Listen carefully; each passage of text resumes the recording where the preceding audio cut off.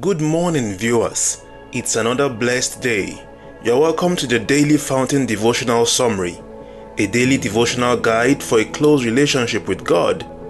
This is a summary of the Daily Fountain Devotional of the Anglican Communion. This summary is by Hope Eleosi Onekpe. You are welcome. Hello, good day. I welcome you back to today's episode of the Daily Fountain Morning Devotion. This summary intends to bring to us understanding to God's words by the help of the Holy Spirit. Today is Monday, June 16, 2025. Our topic for today says, Christ-likeness. Let's bow our heads as we pray. Father God, we come before you today again with hearts full of gratitude for your creative power and for forming us in your own image. We marvel at your wisdom in designing humanity, male and female, and giving us the capacity to reflect your character. We thank you for entrusting us with the responsibility to care for your creation, to be fruitful and multiply, and to exercise dominion over the earth. Father, as your word comes forth today, grant us wisdom to understand your word, and may all who listen be blessed. In Jesus' name we pray. Our text for today is the book of Genesis 1. We'll be reading from verse 26 to 31. Genesis chapter 1, verses 26 to 31 reads, And God said, Let us make man in our image, after our likeness, and let them have dominion over the fish of the sea, and over the fowl of the air, and over the cattle, and over all the earth, and over every creeping thing that creepeth upon the earth. So God created man in his own image. In the image of God created he him, male and female created he them. And God blessed them, and God said unto them, Be fruitful and multiply, and replenish the earth, and subdue it, and have dominion over the fish of the sea, and over the fowl of the air, and over every living thing that moveth upon the earth. And God said, Behold, I have given you every herb-bearing seed, which is upon the face of all the earth, and every tree, indeed which is the fruit of a tree yielding seed, to you it shall be for meat. And to every beast of the earth, and to every fowl of the air, and to everything that creepeth upon the earth, wherein there is life, I have given every green herb for meat. And it was so. And God saw everything that he had made, and behold, it was very good. And the evening and the morning were the sixth day. This is the word of God. Thanks be to God. Praise the Lord. Our topic for today once more says, Christ-likeness. The body of our today's guide says, In today's passage, we encounter a powerful message that highlights the profound truth of our divine origin and purpose. The passage begins by stating, Then God said, Let us make man in our image, according to our likeness. Verse 26.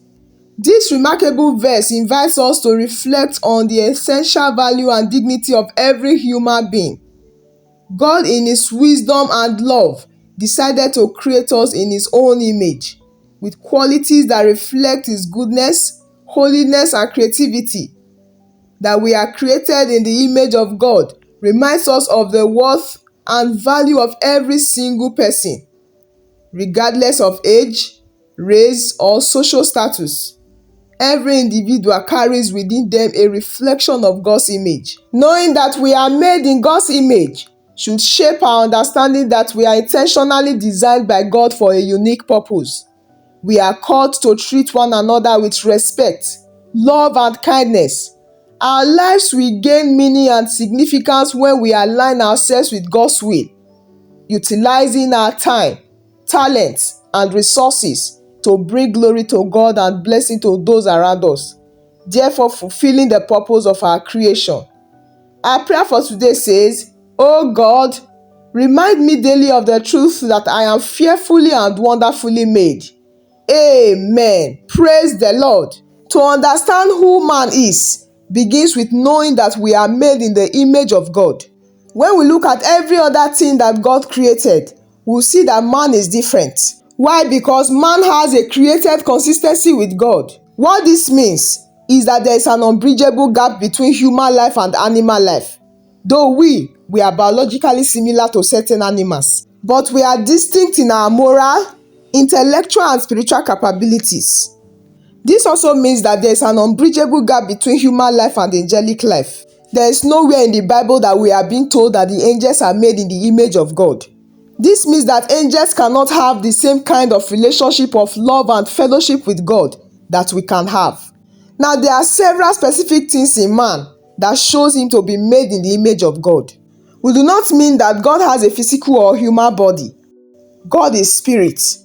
But he designed man so that his physical body could do many of the things God does. To see, hear, smell, touch, speak, think, plan, and so forth. And so the terms for image and likeness are slightly different. Image has more to do with appearance, and likeness has more to do with an abstract similarity. But they both mean the same thing here in this context. Verse 26 says, "And God said, let us make man in our image, after our likeness, and let them have dominion." Let them have dominion. This means that before God ever created man, he decreed that man would have dominion over the earth. So we can see that man's preeminence of the created order and his ability to affect his environment is no accident. It is part of God's plan for man and the earth. So in this sense, it is a sin if a man does not use this dominion that has been given to him responsibly, especially in the sense of a proper regard for stewardship on this earth. Praise the Lord! God created man according to his plan as described in Genesis chapter 1 verse 26. And the Bible tells us that God created man fully formed and created him one day. He didn't say gradually or over millions of years. Verse 27 again says, "So God created man in his own image. In the image of God created he him. Male and female created he them." Here it uses man in the sense of humanity, not the male individual we know as Adam. It says both male and female are created in his own image. When you read through this passage of Genesis, it will give you an overview of God's creation of man. And Genesis chapter 2 will explain how exactly God created male and female. And after creation, the first thing God did for man was to bless him. Because without the goodness of God's blessing, human life would be not only unbearable but also impossible. And God also gave humanity a responsibility to fulfill God's intention of man's exercise of dominion over the earth. And it says, "Be fruitful and multiply and fill the earth." This means that man cannot fulfill God's plan for him on the earth unless he populates it. Additionally, God gave mankind a desire for sex, which would make the populating of the earth to be quick and likely. I believe that today, many have thought that being fruitful and multiplying was God's only or main purpose for sex. The primary reason God created sex was to contribute to the bonding of a one-flesh relationship. And God gave man dominion over the whole earth. Praise the Lord!